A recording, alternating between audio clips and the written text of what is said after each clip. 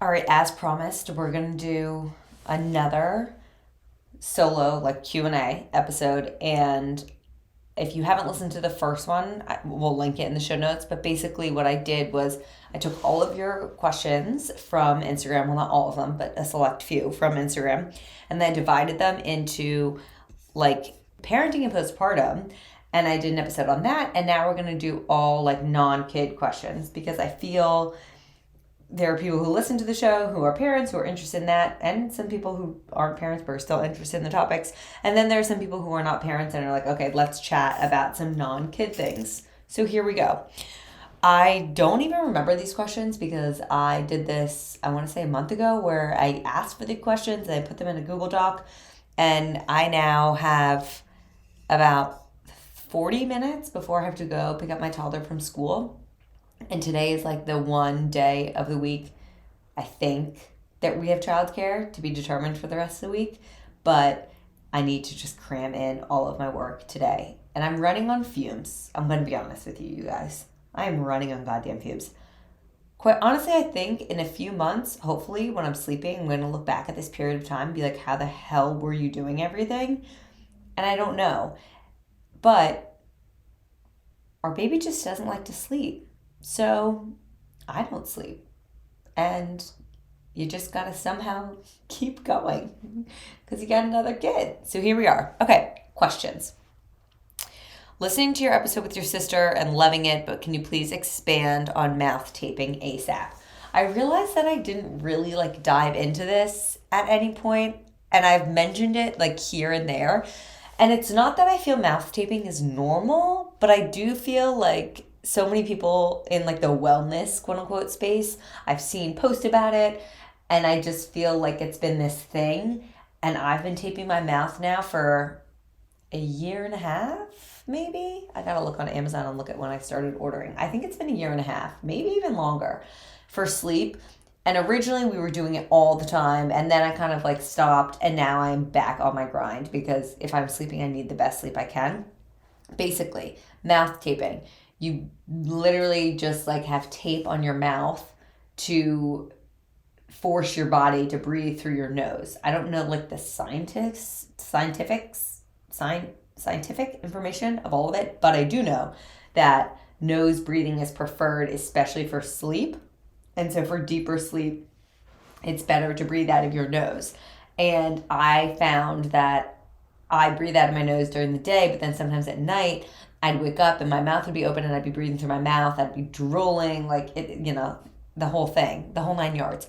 So Joe and I started doing it, and I was nervous I was going to feel like claustrophobic, or I don't know, that I would hate it. And the first night we tried it, we both were like, that was such better sleep. And we just got hooked. Every once in a while, especially in the beginning, I would wake up in the middle of the night and like I had taken it off my mouth. But it's kind of like a retainer where the first few nights you'd wake up with it like in the middle of your sheets because at some point it was bothering you and you tore it out of your mouth and chucked it. I at least did.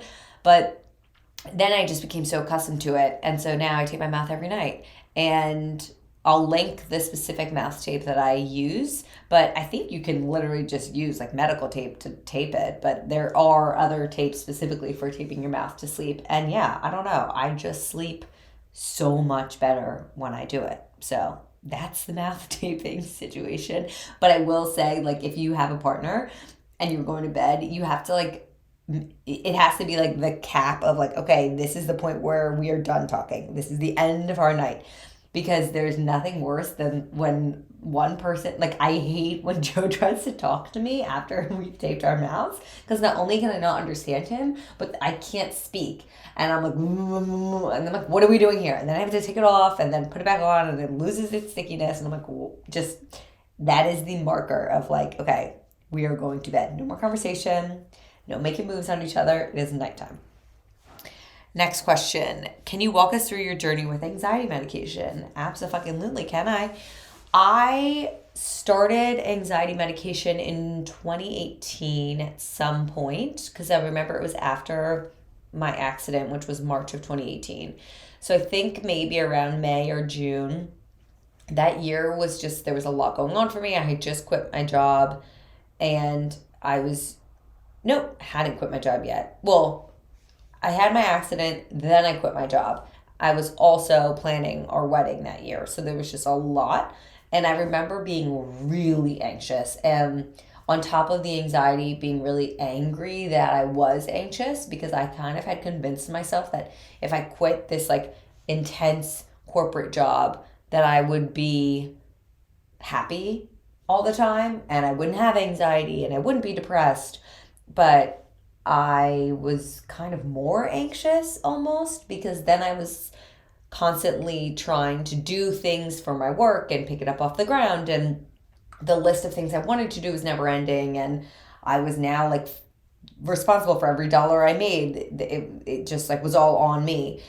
So I remember going to my neurologist because I was still suffering from post concussion symptoms, and him being like, would you say you're anxious? And I was like, well, I've always had anxiety because I always have. And my mom was with me because at this point I just felt like concussions are so overlooked because it's this kind of invisible ailment. And I wanted her there, and really she wanted to be there to be my like advocate. And he was like, would you say you're more anxious? And I refused to say yes because I'm like, no, I quit my job. Like, I quit my job, and so I shouldn't be as anxious.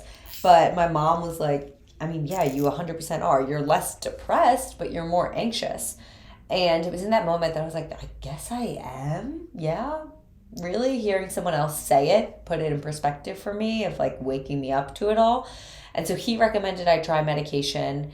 And I have a lot of friends who I've now spoken with as team like pro medication, and I don't feel any type of embarrassment or shame or any of those feelings now whatsoever. But I do recall when I was considering going on them being like not embarrassed or shameful, but why do I need them? Like, why me? Why do I need this extra thing? Why can't I just be normal?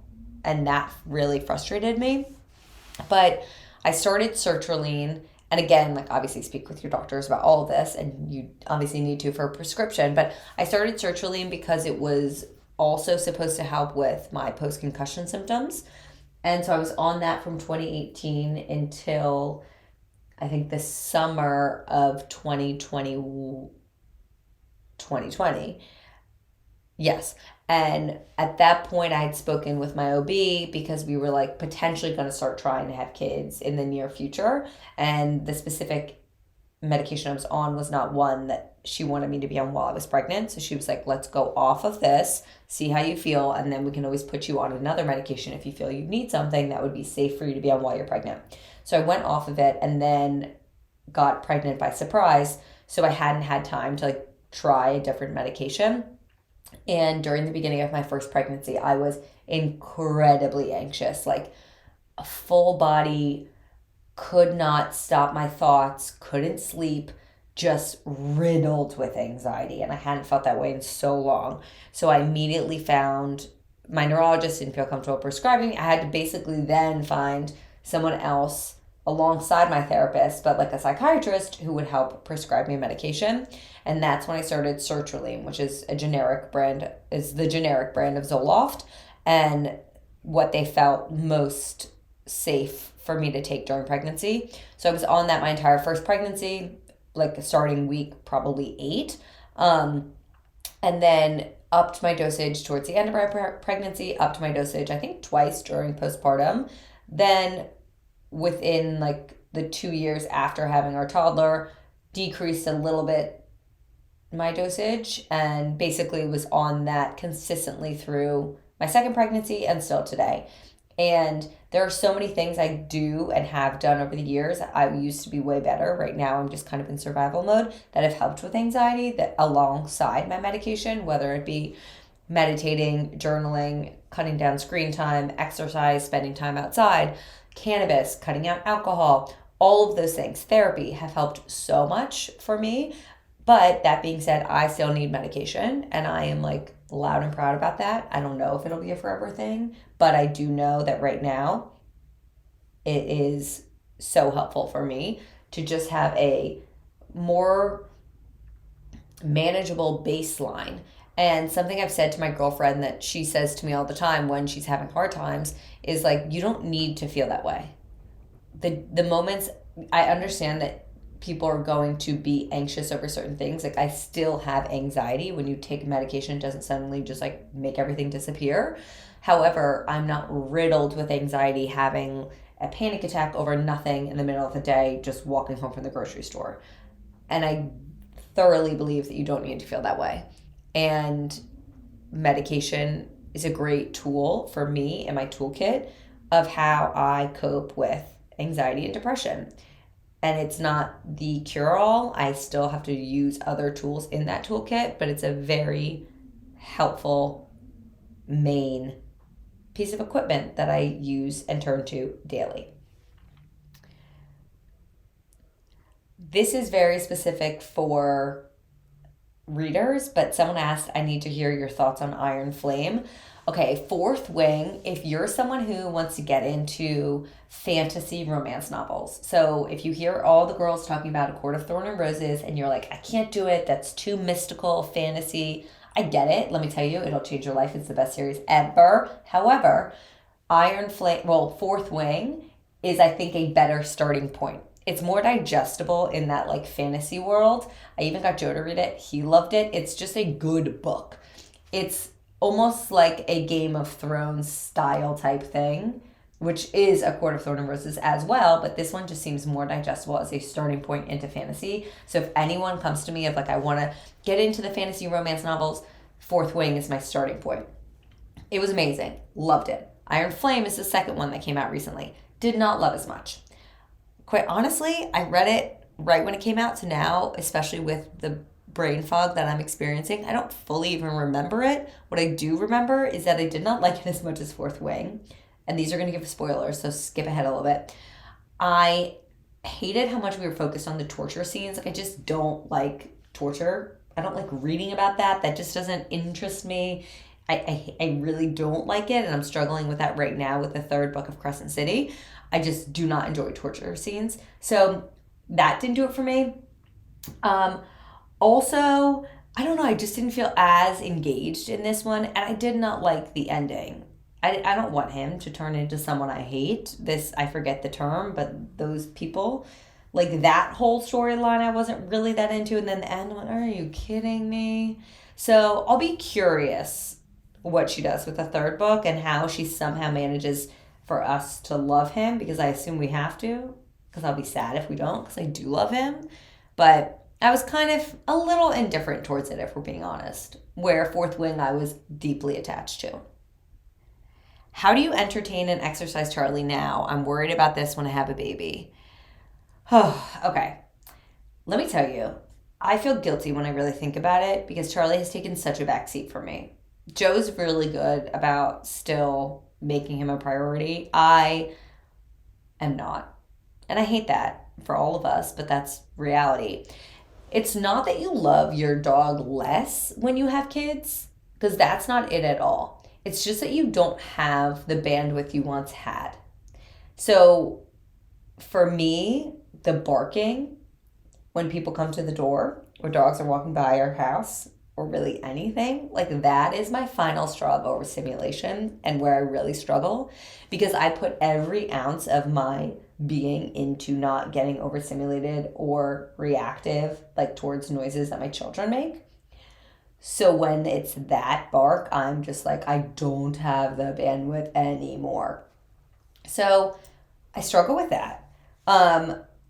Our schedule with him is honestly like pretty much the same as it was in the city. However, in the city, he used to go to daycare once a week, and we didn't find a daycare we liked around here. And with a house and a yard, I just find it a little less as necessary. But basically, he gets one long walk in the morning by Joe, and then in the afternoon, one of us tries to take him on a decent walk. And then at night, usually he's just let out in the back, or now that our yard has been in construction for so long, he's just going pee out front. But when our yard is not under construction and it's nicer out, he's like running around in the yard a lot. He's not a dog that plays fetch. He does not drop the ball. He'll chase it, but then he won't give back to you. So it's a very short-lived fetch game. But if you have multiple balls, you can throw them around and he will drop one to go get the other, etc. So we try to do that. What I struggle with is I wish we had a dog nearby that like he could actively play with, but he's just not great with other dogs.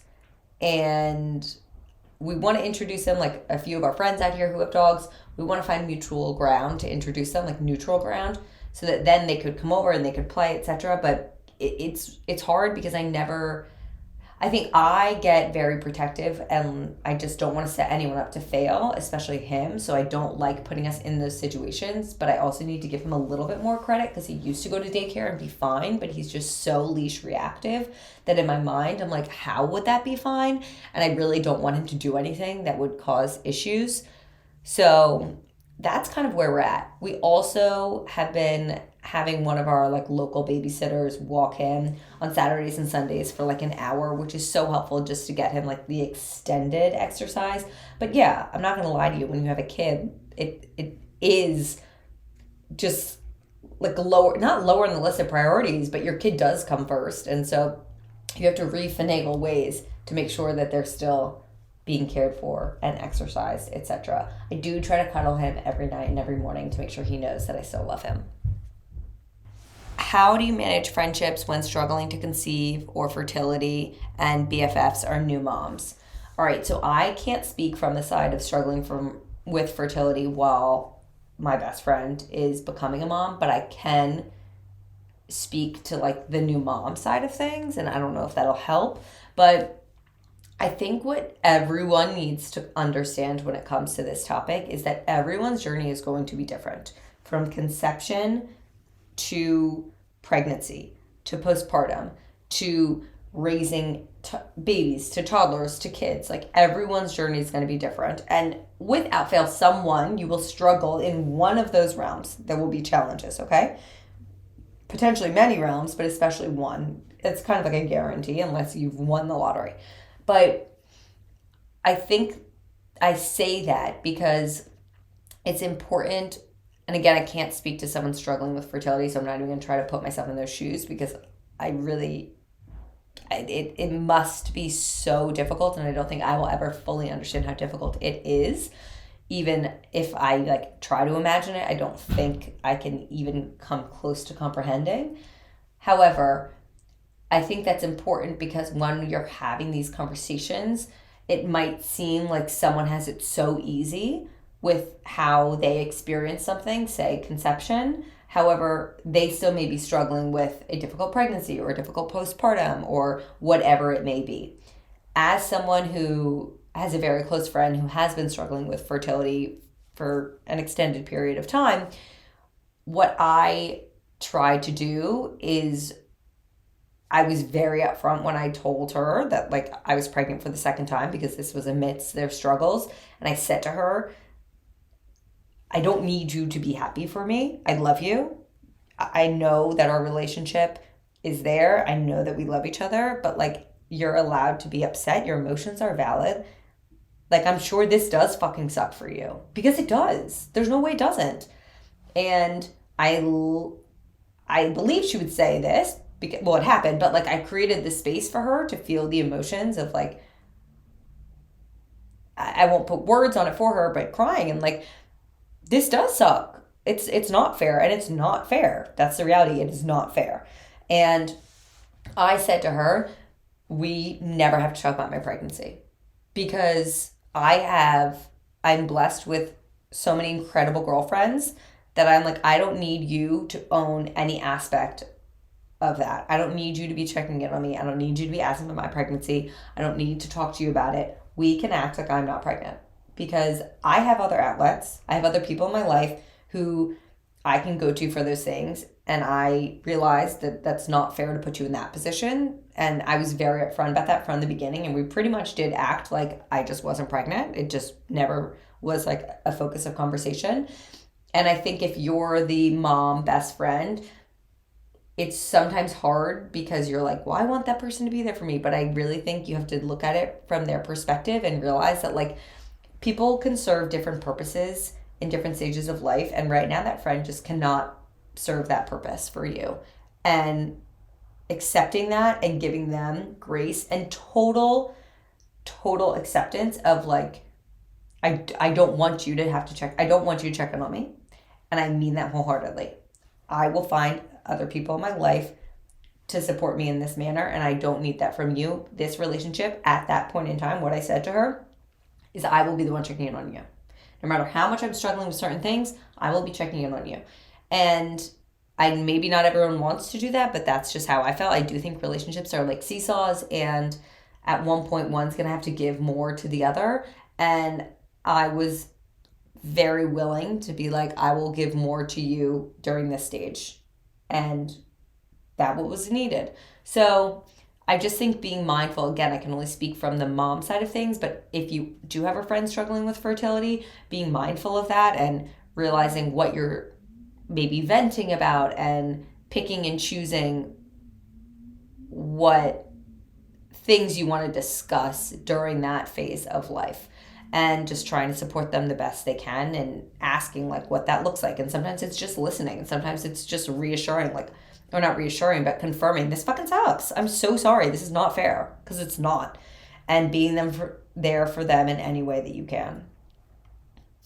And I also think, I will say, like, if you are the one struggling with fertility, you can set that boundary of, listen, I love you, but I'm having a really hard time right now, and I just need to like step away from mom focused things. You know, like I have had friends who've struggled with fertility who told me up front, like, birthday parties just are not a place that I can be right now because it's really hard for me. And I understand that, of course. I'm sure it is. And giving them that space to feel comfortable saying that, and then also following through with that, like not expecting them to come to the kid's birthday party and being totally okay with that, because their emotions are very important as well. All right, technical difficulties. 2 things. First of all, the audio kind of sucks. I'm really sorry. I'm just now realizing that. And that's on me. And second, I'm trying to be the video podcast girl, because I don't want to be, quite honestly. But because we're already recording it and people ask for video, it's going out. And at one point, the video stopped. And I don't know when that point was. So if you're watching this, you might have just missed a large chunk. I'm honestly not sure. Back to the question, loving the friendship episodes, wondering if people in your town / group followed FF before. A few did, a few did not. And there hasn't been any like weirdness to that. Where I struggle is when I meet new people. This was something I was very nervous about moving to the burbs, and still kind of am. But basically, I felt in New York, the creator world was so normal in a sense. So I also just wasn't really meeting new people unless they were other creators. I was meeting creators at events and stuff like that. And of course, then they all get it, like they're creators as well. But I wasn't meeting new people really elsewhere. But when you move to the suburbs, obviously I was making new friends, but really also when our toddler started school, I was meeting like adults. And I don't know why, like that just feels different to me when I'm meeting like a parent in a school. I'm like, oh, we're adults here. Like this is an adult world. Suddenly I'm an adult. And I was so stressed / still am of meeting those people and then being like, oh, so what do you do? And this is partially my own shit. Like I'm very dismissive of my job, which is not good, but that's my reality.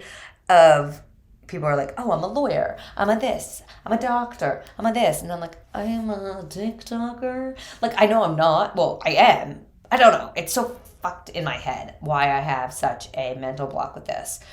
So I say I'm a content creator and a podcast host. But then, of course, then people ask more questions.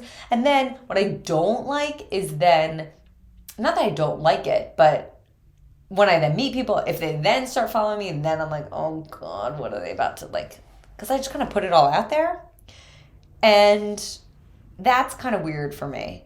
Because obviously there are people who I'm close with in my life. They see it, whatever. They know all this about me. And then it's like I've kind of put up this mental block of everyone else is just members of my community who I potentially meet on the streets or at events, and they're amazing and I love them. But I don't think about the like people who I kind of know who also follow me and consume my content. That's where I have a mental block. I don't know. It's very confusing. So we're navigating this as we go. When/why did you decide to leave your corporate job? I quit my corporate job after 5 years. Yeah.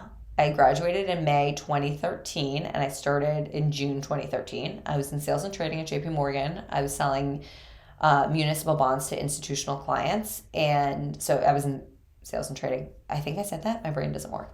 And I quit in May 2018. So it might have been exactly 5 years, which I think it was.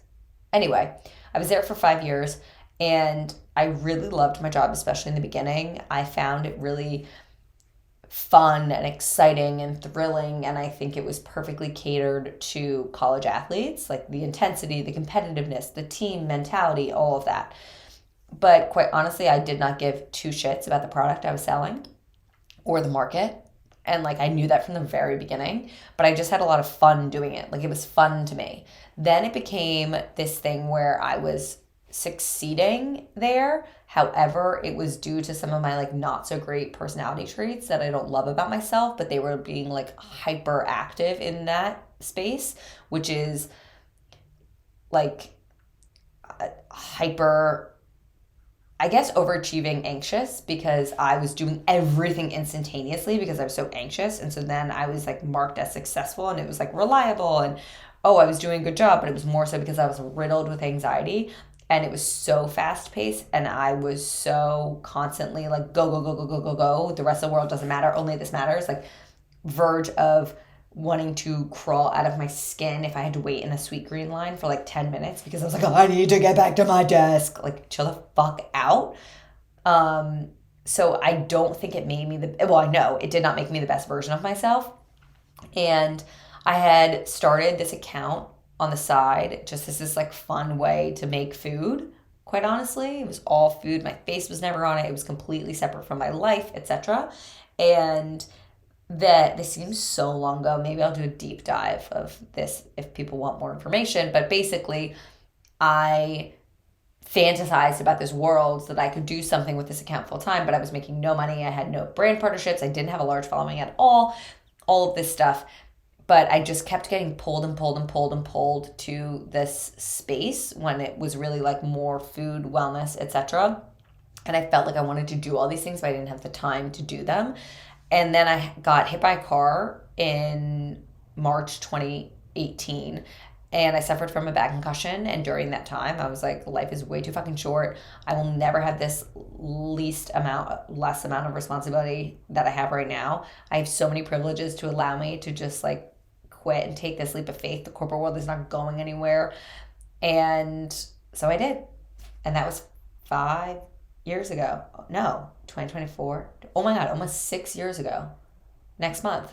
Okay, so maybe we'll do a solo episode of like 6 years reflecting. I don't know. Let me know if you want that. If you could give career advice to a 25-year-old woman, what would you say?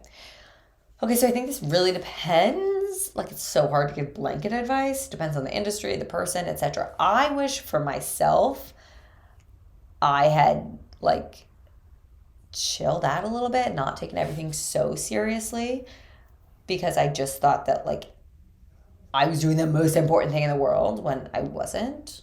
And some of you are teachers, surgeons, nurses, okay, but I was not. And what else would I say? Stick up for yourself. I think I did a good job of that, but I also have a lot of flashbacks, especially in my anxiety dreams, of not sticking up for myself in moments where I wish I had. Finding female mentors who will champion you, like, and holding on to them closely, because I think it's so wildly important. And then more blanket advice that like I do think is applicable to everyone is try to never ask the same question twice. Someone once told me that. And then when I was in charge of interns, like our intern sponsor, I felt that was really helpful when that did happen, is like, don't be afraid to say you don't know something, but never ask the same question twice. So admit you don't know something. Say, I'm not sure. Can you either teach me, or where can I learn to do this, or I will go find out. And then if you ask a question while you're finding out said thing, keep note of that answer somewhere so that you're not asking that same question twice, at least to the same person. I never tried weed before. What product should I start with? Oh gosh. Well, this is like so, okay, depends on what you're looking for. But what I will say is a product I'm absolutely loving is the High Confectionery. I'll link it in the show notes. They are these edible gummies, and it's basically a pack. There are 10 in a pack, and each one is 1 milligram. So the concept is that you can either have all 10 and have a 10 milligram edible, which is too much for me on an every night, or you can control your dose in the sense of you can start with 1 milligram, which like most people would feel much, if anything.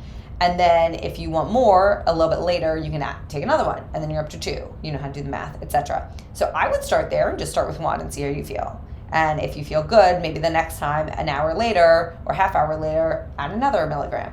I think that's a really comfortable place to start, in my opinion. What is your dream day of eating? It could be anything from anywhere. Okay. Oh gosh. Well, I wake up and I would love the like elaborate room service style breakfast of I want like a glass of water, a hot latte, a glass of freshly squeezed orange juice, but not too pulpy, and then some platter with soft scrambled eggs, crispy bacon. I'm assuming I'm not gluten intolerant during this day, and I want like a good sourdough bread alongside jam and butter with jelly, like a good raspberry jelly and butter. And yeah, oh, and some like breakfast potatoes that are crispy. Okay, that's my breakfast. Then for lunch, I would like a really good, probably from my favorite spot, Raymond's, chicken Caesar salad with a side of fries and a Coke on ice with lime. That's probably my like favorite lunch. Then around 3 o'clock, I would like a charcuterie board specifically from Cedar Lakes where we got married with meats, cheeses, nuts, fruits, jams, honey, the whole shebang.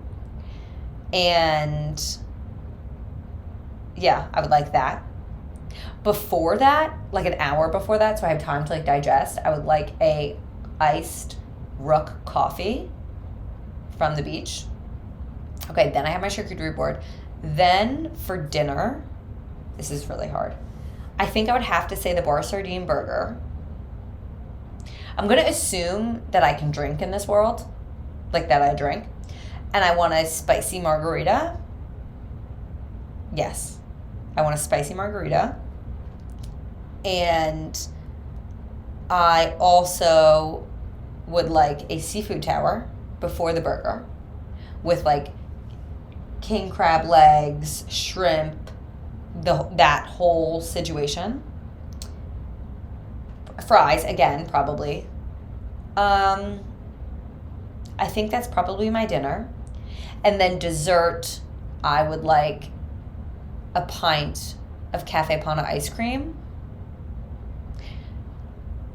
Not a pint, a bowl of mixed flavors of Cafe Pana ice cream. Get some cookies and Pana in there, get some on stream. Then, you know, you got to figure out what the specials are, but like that vibe. Yeah, okay, that's my dream day. And before the ice cream, we're going to include this in eating. I've had a 3 milligram edible. That is my dream day of eating. Last question, reflect on your house, things you like versus don't since living there. Okay, I love our house so much. I will say if there were anything I could change, it's like pretty high instead of wide, if that makes sense. So there's a lot of like space, but it's high. And the stairs, I don't think I realized. It's more so just going from an apartment to a house, you forget that how much like space there is for things to be. So like I'll be getting the kids ready for something and I'm like, shit, I have to go get something. I'm like, oh shit, it's all the way up there on the 3rd floor. So then I'm walking up the stairs and then I come back down. I'm like, fuck, I forgot something else in my bedroom. So I'm going back up. Like that is something that's just getting used to. The garage is almost done, so I'll be very happy. I'm just like ecstatic over the fact that we have a finished basement. It's one of my favorite things in the world. It's what I always wish I had growing up. I love our open floor plan because I can be in the kitchen and our kids can be like, our baby can be on his mat and our toddler can be on the couch watching TV, or he can be in the basement because it's an open floor plan. So like there's no door to the basement. I could hear him. The stairs are open. They're right there. I love that. But then sometimes I'm like, I wish our dining area was like closed off so that we could differentiate a bit. And I feel like maybe that's just needs to be done with decor and we haven't done it yet. I love our new like sitting nook that we made. That room feels very adult and I'm here for it. I